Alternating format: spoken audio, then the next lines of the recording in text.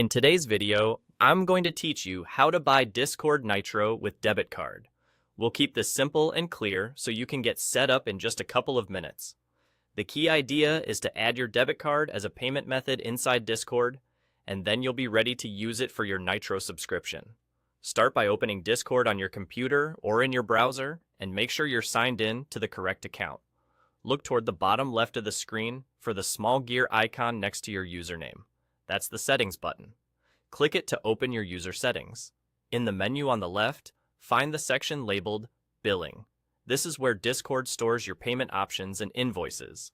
Go ahead and open Billing, then click the button that says Add Payment Method. This takes you to a secure form where you can add your card details. When the payment options appear, choose Card.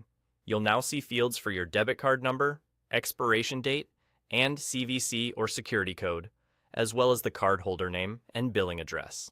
Type in your debit card details exactly as they appear with your bank.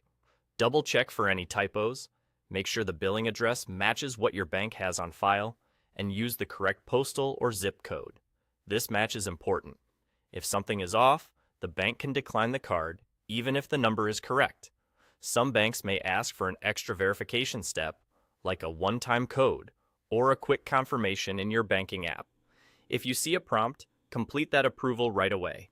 You might also notice a small temporary authorization on your account to confirm the card is valid. It typically disappears automatically. Once everything looks good, save the payment method. That's it. Your debit card is now added to your Discord billing. From here, when you're ready to get Nitro, you can select your plan and check out using this saved card without retyping your details. A few quick tips before we wrap up. Make sure your card has sufficient funds and is enabled for online purchases. If you run into a decline, verify the address and zip code, and contact your bank if needed. Some banks block international or first-time online charges by default. If you ever want to remove or update your card, return to billing and manage it there.